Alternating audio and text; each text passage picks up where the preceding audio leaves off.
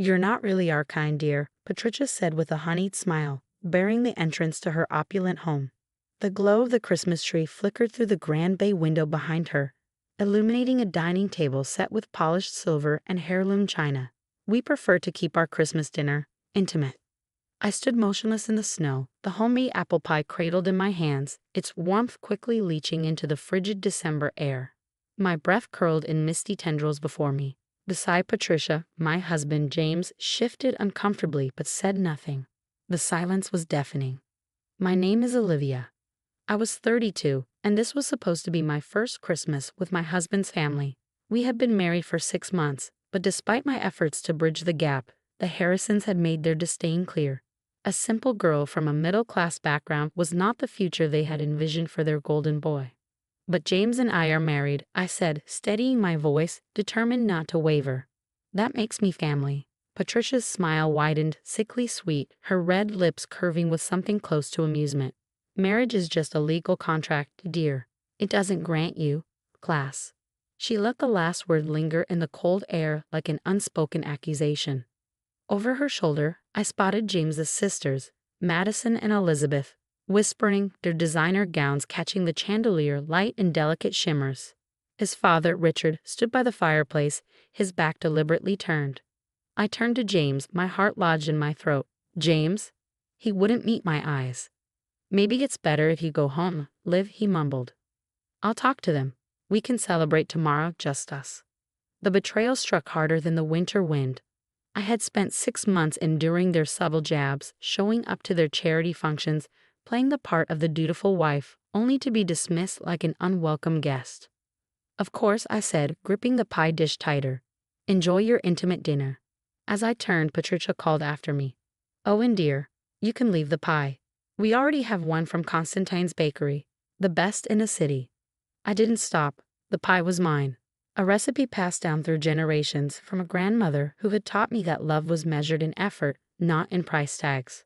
The drive home was a blur of snow and city lights. Boston lay beneath a pristine white blanket, serene and indifferent to my humiliation. I pulled up to our apartment, quaint as the Harrisons called it, and let the first tears fall in the quiet of the car. My phone buzzed. A message from James. "They just need time. Don't take it personally." I exhaled shakily, as if being turned away from my husband's family home. Told I wasn't good enough, wasn't deeply personal. Another buzz. Madison this time. "Nothing personal, Olivia. But Christmas at the Harrisons is a tradition. Maybe next year, if you've improved." Attached was a picture of them around the dinner table, all smiles, crystal flutes raised in a toast. I wiped my tears and straightened my shoulders. They didn't know about the letter I'd received last week, the one I had planned to share tonight, foolishly thinking it might change how they saw me. Another buzz. "Sophie, my best friend. Still on for New Year's. The renovations are almost done."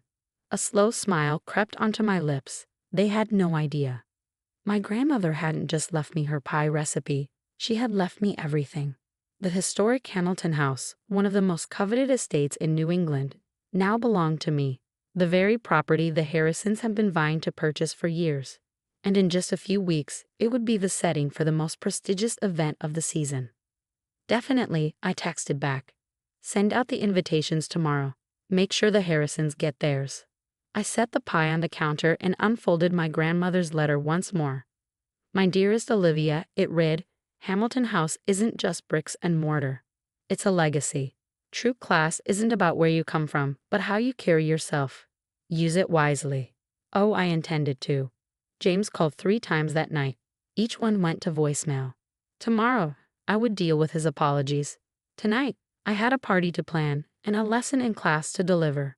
As my grandmother always said, living well is the best revenge. The next morning, James found me methodically packing my suitcase. "Liv, please," he murmured, lingering in the doorway like a shadow. "You know how they are. They'll come around." I folded a sweater with careful precision, my movements slow, deliberate. "You're right, James. I do know how they are now. And more importantly, I know how you are too." His brow creased. What's that supposed to mean? I met his eyes in the mirror, my expression unwavering. "It means I watched my husband stand by in silence while his family humiliated his wife on Christmas Day. And that tells me everything I need to know."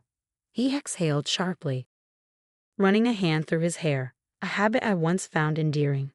Now it felt like a performance. Where are you even going? Sophie's. I zipped up my suitcase. I need space to think. I did mention that Sophie's meant Hamilton House. That revelation could wait.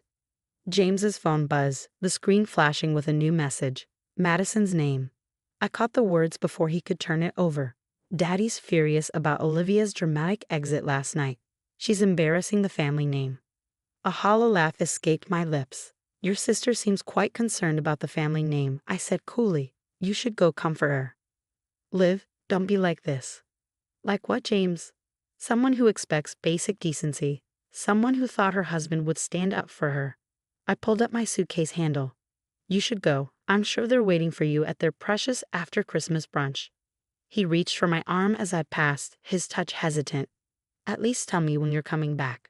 I gently pried his fingers away. When I figure out if I want to. The drive to Hamilton House wound through Boston's historic district, past elegant townhouses and manicured gardens. My grandmother's home, now mine, stood at the end of Beacon Street, its red brick facade and stately white columns exuding quiet power. Sophie was already waiting on the front steps, clipboard in hand. The contractors just finished the ballroom, she announced as I stepped out. Wait until you see it.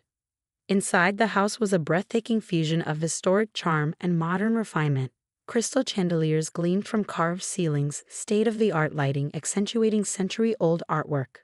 The ballroom, framed by floor-to-ceiling windows and a marble fireplace, stole my breath. The invitations went out this morning, Sophie continued, including a special hand-delivered one to the Harrison family. A slow smile curled my lips. I could already picture Patricia's expression when she received the embossed invitation to the most coveted event of the season. The Hamilton House New Year's Eve party had been a Boston institution for decades, until my grandmother's illness put it on hold. Now, its revival was the talk of the city. Any responses yet? Sophie glanced at her phone. 3 already, including Elizabeth Harrison. She called twice to confirm it wasn't a mistake. Oh, it's no mistake. I ran a hand along the mahogany banister as we ascended the grand staircase. They wanted class. They'll get it. The RSVPs flooded in over the next few days. Politicians, art collectors, socialites. James called daily, his messages growing increasingly bewildered. I let them both a voicemail. A week before New Year's Eve, I was reviewing the catering menu when the doorbell rang. Through the ornate glass panels, I spotted Patricia Harrison standing stiffly on my porch, clutching the invitation as if it might burn her fingers. I opened the door slowly, savoring the way her gaze flickered over the grand foyer behind me. Mrs. Harrison, I greeted smoothly. What a surprise. Olivia? Her eyes darted from me to the house. What are you doing here? I leaned against the doorframe, unhurried. I live here. Would you like to come in? The contractors just installed the new Italian marble in the conservatory. She hesitated before stepping inside, her designer heels clicking against the polished herringbone floors. But this is Hamilton House. It belongs to my grandmother, I supplied. And now it belongs to me. Shock, disbelief, and then something close to panic rippled across her face. You're Eleanor Hamilton's granddaughter. The very same. I gestured to the drawing room, where framed photographs of my grandmother and me graced the mantel. Tea. Patricia lowered herself into an antique armchair, still gripping the invitation. But you're a librarian. You live in that little apartment. I poured tea into my grandmother's wedgwood cups, unbothered. I am a librarian, and I love my job. But I chose that apartment because it was convenient. I swept a hand toward the vaulted ceiling, the sprawling estate. This is my heritage. Her gaze lingered on the grand staircase, the priceless artwork. And the New Year's Eve party? It's really happening here? It is. I set a cup of tea in front of her. Consider your family's invitations my Christmas gift, since I wasn't able to give you my pie. Her lips parted, understanding dawning. She had spent years vying for a seat among Boston's elite, only to throw away a connection to its true aristocracy. Does James know? Not yet. I sat back, crossing my legs. I had planned to tell everyone at Christmas dinner, but, well, we know how that turned out. She set down her teacup with trembling fingers. Olivia, there seems to have been a misunderstanding. I arched a brow. No misunderstanding, Mrs. Harrison. You made your feelings quite clear. I rose, signaling the conversation's end. I look forward to seeing you at the party, if you choose to attend, of course. I wouldn't want you to feel uncomfortable around people who aren't your kind. Her mouth pressed into a thin line, but she said nothing as I walked her to the door. She hesitated on the threshold, taking in the towering crystal chandelier one last time. Then, without another word, she stepped outside. The door clicked shut behind her with a finality that sent satisfaction humming through me. Somewhere across the city, James was probably still wondering why I hadn't answered his calls. He would find out soon enough. They all would. Hamilton House's New Year's Eve party was 4 days away, and I had a statement to make. New Year's Eve arrived with a soft layer of snow, making Hamilton House look like a magical place. Twinkling lights decorated the garden, and inside, the ballroom was warm and bright from the crystal chandeliers. I stood at the top of the grand staircase, adjusting my grandmother's sapphire necklace. My blue silk dress was simple but elegant, just like my grandmother always said, true class doesn't need to be loud. They're here, Sophie said beside me. The Harrisons just arrived. All of them. I watched from above as they walked in. Patricia wore an expensive new dress. Richard looked uncomfortable in his tuxedo, and Madison and Elizabeth whispered excitedly. Then there was James, my husband, his eyes searching the crowd, looking nervous. Mrs. Hamilton Pierce, the butler announced, using my full name for the first time. The room fell silent as I walked down the stairs. James's face showed shock, confusion, and then understanding. He started to move toward me, but Sophie smoothly stepped in his way. Welcome to Hamilton House, I said to everyone. My grandmother loved this party. She believed in bringing people together to celebrate new beginnings. Tonight, we continue that tradition. The evening was lively. I greeted guests, shared memories of my grandmother, and watched as many people came to pay their respects to Eleanor Hamilton's granddaughter. The Harrisons stood in their own little group, watching everything.